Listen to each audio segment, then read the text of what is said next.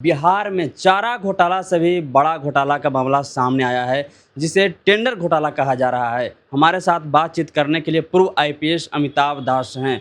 Sir, क्या कहिएगा tender घोटाला को लेकर के? ये टेंडर घोटाला लगभग 12,000 करोड़ रुपए का है, जो ऋषु श्री की गिरफ्तारी के बाद सामने आया है।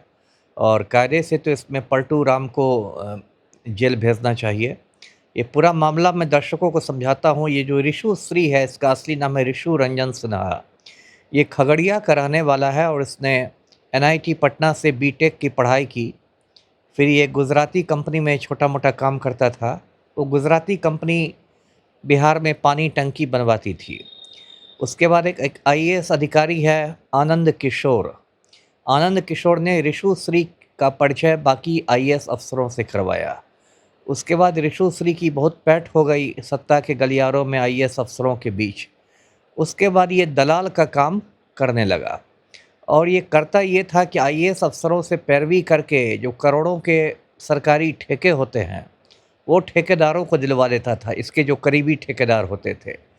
और उसके बदले में ठेकेदार इसको करोड़ों रुपया कमीशन देते थे, जिसको ये आईएएस अफसरों के साथ बांट लेता था। तो इसने मतलब सैकड़ों करोड़ का ये काम किया। और ऋषु श्री का नाम सबसे पहले तब सामने आया जब 2 साल पहले संजीव हंस के ठिकानों पर ईडी ने रेड किया। संजीव हंस एक बहुत भ्रष्ट अधिकारी है, आईएएस अधिकारी बिहार का। तो ईडी ने उसके ठिकानों पर छापे मारे और तब ऋषु श्री का नाम सामने आया। उसके बाद ईडी ने विशेष निगरानी इकाई को, एसवीयू जो बिहार पुलिस की है, उसको पत्र भेजा और कहा कि ऋषु श्री पर एफआईआर होना चाहिए। लेकिन ऋषु श्री चूँकि पलटू राम का बहुत करीबी है, तो उस एफआईआर में 1 साल की देर हुई। और अभी हाल में मई में वो एफआईआर हुआ है और ऋषु श्री की गिरफ्तारी हुई है। अभी ऋषु श्री के करीबी होने की वजह से 2 आईएएस अफसरों को भी सस्पेंड कर दिया गया है। एक का नाम है योगेश कुमार सागर और एक का नाम है अभिलाषा कुमारी शर्मा। ये जो योगेश सागर है, इसकी फैमिली को ऋषु श्री ने 1-2 साल पहले पूरे यूरोप की सैर कराई थी। और योगेश सागर की फैमिली महंगे होटलों में ठहरती थी, शॉपिंग करती थी, घूमती थी और उसका सारा खर्च ऋषु श्री ने उठाया था। इसी तरह अभिलाषा शर्मा जो आईएएस है, इसने अपने घर की छत पर एक बगीचा लगवाया, टेरेस गार्डन जिसको कहते हैं। उसमें 9 लाख रुपए खर्च हुए, वो सारा खर्च ऋषु श्री ने उठाया। लेकिन अभी भी ऋषु श्री और इन लोग की इतनी पैठ है कि देखिए, कायदे से योगेश सागर और अभिलाषा शर्मा पर एफआईआर भी होना चाहिए था निगरानी थाना में, लेकिन उन लोग को सिर्फ सस्पेंड करके छोड़ दिया गया है। और ऐसा माना जाता है कि इस मामले की ईमानदारी से जांच हो तो लगभग 1 दर्जन आईएएस अधिकारी और मंत्री बेऊर जेल की सैर कर लेंगे। और सबसे तो ज़रूरी है पलटू राम से पूछताछ और पलटू राम की गिरफ्तारी। अब तो ये भी खबर आ रही है, मेरे सूत्रों ने खबर दी है कि पलटू राम इलाज के बहाने लंदन भाग रहे हैं, क्योंकि उनकी गिरफ्तारी का डर है। इसलिए जो वो एम्स में इलाज कराते थे आँख वाँख का, वो अब लंदन भागने की तैयारी कर रहे हैं और उसके बाद वो नहीं लौटेंगे, क्योंकि ये हज़ारों करोड़ का घोटाला है।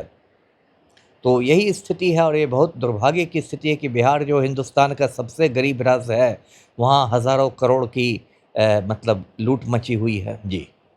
सर, नीतीश कुमार हैं, जो नीतीश कुमार के ही रहते भर में इन्होंने इस तरह का कमाई किया है, तो क्या नीतीश कुमार भी इस मामले में फंस सकते हैं? 200% जैसे चारा घोटाला में हुआ 900 करोड़ का, जो इससे कहीं छोटा घोटाला था, ये 12,000 करोड़ का है। तो चारा घोटाला में लालू यादव फंसे ना, 2 पूर्व मुख्यमंत्री फंसे। डॉक्टर जगन्नाथ मिश्रा भी जेल गए, लालू यादव 42 महीने जेल में रहे। लालू यादव का तो पूरा पॉलिटिकल करियर तबाह हो गया। तो इसमें तो नीतीश कुमार को जेल जाना, समझिए जरा भी ईमानदारी से जांच हो तो पक्का है। और इसी वजह से अभी ये भी खबर आ रही है कि नीतीश कुमार इलाज के बहाने लंदन भागने की तैयारी में है, क्योंकि उनको ऐसा लग गया है कि उनकी गिरफ्तारी हो सकती है। जी। सर, ये जो मौजूदा अभी सम्राट की सरकार है, क्या लगता है कि इस सरकार में इसे बेहतर तरीके से जांच किया जाएगा और कार्रवाई किया जाएगा? मुझे तो नहीं लगता, क्योंकि बहुत ज़्यादा मतलब इस सरकार के कई मंत्री ऐसे हैं जो ऋषु श्री घोटाला में जिन लोगों ने पैसा खाया है। मैंने कहा ना कि अब तक देखिए योगेश सागर और अभिलाषा शर्मा पर एफआईआर भी नहीं हुआ। उसमें उस बात को लटकाने के लिए महाधिवक्ता से मतलब कानूनी परामर्श लिया जा रहा है, एडवोकेट जनरल से, जबकि इसमें कानूनी परामर्श की कोई ज़रूरत नहीं थी। हिंदुस्तान का कानून कहता है कि कोई भी संज्ञेय अपराध हो, कॉग्निजेबल ऑफेंस हो, तो उसमें एफआईआर होना चाहिए। इसमें महाधिवक्ता क्या करेंगे? लेकिन सिर्फ टाल मटोल के लिए, मामले को लटकाने के लिए फाइल भेज दी गई है महाधिवक्ता के पास, एडवोकेट जनरल के पास, कि आप इसमें कानूनी राय दीजिए, जिससे कि इसी में 2-4 साल तो इसी में निकल जाए। तो ये सब बचाने की कवायद हो रही है। जी। फिर धीरे-धीरे मामला को शांत कर दिया जाएगा। वही सब में होता है, जैसे नीट छात्रा कांड में हुआ, वैसे टेंडर घोटाला में हो रहा है। जी। लेकिन सर प्रशांत किशोर को आप जानते हैं। प्रशांत किशोर ने कहा कि नीतीश कुमार हैं जो बहुत अच्छे व्यक्ति हैं, बहुत ईमानदार व्यक्ति हैं, लेकिन उनके जो अगल-बगल वाले लोग हैं, वो लोग इनको बदनाम कर रहे हैं। नहीं, नहीं, प्रशांत किशोर की इस बात से मैं ज़रा भी सहमत नहीं हूँ। ये किसने कह दिया कि नीतीश कुमार ईमानदार है? इतना बड़ा घोटाला हो और पलटू राम की जानकारी के बिना हो, ये मैं मान ही नहीं सकता। मैं बता दूँ दर्शकों को कि पलटू राम जब मुख्यमंत्री थे तो 9 आईएएस अफ़सरों को उनका बहुत करीबी कहा जाता था, नवरत्न कहा जाता था। जैसे अकबर बादशाह के नवरत्न थे ना, ऐसे पलटू के भी नवरत्न थे। और सारे के सारे नवरत्न एक से एक बढ़ के डकैत थे। एक नवरत्न तो अभी जेल की खवा खा के निकले हैं, संजीव हंस, आईएएस 97 बैच, और भी नवरत्न अभी लाइन में लगे हुए हैं। इसलिए मैं इससे सहमत नहीं हूँ प्रशांत किशोर की बात से। और इन सारे घोटालेबाजों को पलटू राम का संरक्षण था, पलटू राम का आशीर्वाद था, और हज़ारों हज़ार करोड़ का घोटाला मुख्यमंत्री की जानकारी के बिना हो, ये मैं मानने को तैयार नहीं हूँ। जी। सर घोटाला बिहार में इतना हुआ कि बिहार सरकार को कर्ज लेना पड़ गया है। बिल्कुल। तो क्या आगे भी इस तरह का घोटाला का उजागर होगा हो ही। सकता है? क्यों नहीं होगा? देखिए, ये तो घोटाला बिहार की नियति बन गया है। आपने सृजन घोटाला के बारे में दर्शकों को सुना, मालूम होगा। सृजन घोटाला एक अलग घोटाला है, वो भी 2,500 करोड़ का घोटाला है। वो भी पलटू राम के ही कार्यकाल में हुआ। भागलपुर में एक छोटा सा एनजीओ चलाती थी मनोरमा देवी। एनजीओ का नाम था सृजन महिला विकास सहयोग समिति, और उस सृजन के एनजीओ के अकाउंट में हज़ारों करोड़ रुपए सरकारी भेज दिए गए। पिछले साल देखिए सीएजी की रिपोर्ट आई है, कंट्रोलर ऑडिटर जनरल की, कि 72,000 करोड़ के सरकारी इसका अमाउंट का कोई हिसाब किताब नहीं है बिहार सरकार को। बताइए ये सब कितनी बड़ी बड़ी राशि है। हिंदुस्तान का सबसे गरीब राज्य है बिहार, यहाँ 72,000 करोड़ का हिसाब किताब नहीं है।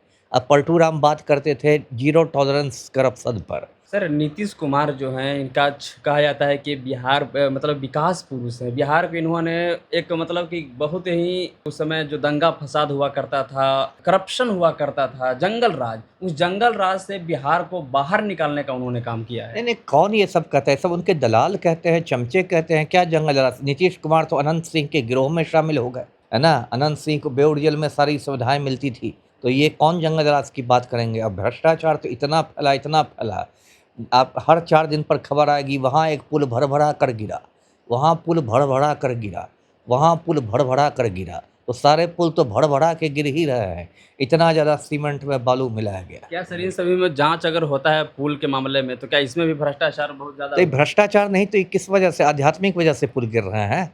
भ्रष्टाचार तो हुआ ही, अंग्रेजों के ज़माने का बनाया हुआ कोइलवर पुल है 19वीं सदी का।